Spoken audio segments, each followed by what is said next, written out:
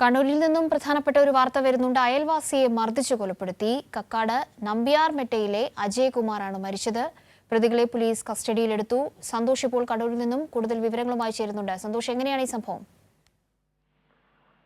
കാവ്യ, ഇന്നലെ രാത്രി 8 മണിയോടുകൂടിയായിരുന്നു സംഭവം. അയൽവാസികൾ തമ്മിലുണ്ടായ തർക്കത്തെ തുടർന്ന് ഈ തർക്കത്തിലുണ്ടായ സംഘർഷത്തിൽ ഒരാൾ കൊല്ലപ്പെടുകയായിരുന്നു. കണ്ണൂർ കക്കാട് നമ്പ്യാർമെട്ട സ്വദേശിയായ അജയകുമാറാണ് വീടിന് തൊട്ട് മുൻപിലുള്ള റോഡിൽ വെച്ച് മർദ്ദനമേറ്റ് മരിച്ചത്.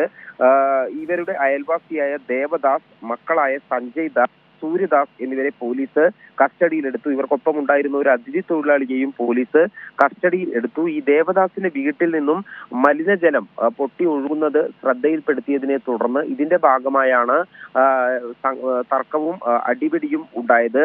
വൈകുന്നേരം ഒരു 6 മണിയോടെ ആദ്യം അടി ഉണ്ടായിരുന്നു. പിന്നീട് 8 മണിയോടുകൂടി ഈ കൊല്ലപ്പെട്ട നമ്പ്യാർമെട്ട സ്വദേശി അജയകുമാറിനെ ദേവദാസും മക്കളായ സഞ്ജയ് ദാസ്, സൂര്യദാസ് എന്നിവർ ചേർന്ന് മർദ്ദിക്കുകയായിരുന്നു. ഹെൽമറ്റ്, കല്ല് തുടങ്ങിയവ കൊണ്ടാണ് മർദ്ദിച്ചത്. ഗുരുതരമായി പരിക്കേറ്റ അജയകുമാറിനെ ആശുപത്രിയിൽ എത്തിച്ചെങ്കിലും ജീവൻ രക്ഷിക്കാനായില്ല. ഇപ്പോൾ പ്രതികളായ ഇവരെല്ലാം പോലീസ് കസ്റ്റഡിയിൽ എടുത്തിട്ടുണ്ട്. കാവ്യ. ശരി, സന്തോഷാണ് വിവരങ്ങൾ നൽകിയത്. രാത്രിയോടുകൂടിയാണ് ഈ ദാരുണമായ സംഭവം ഉണ്ടായത്. എന്നതുമായി ബന്ധപ്പെട്ട വിവരങ്ങളാണ് പങ്കുവച്ചത്.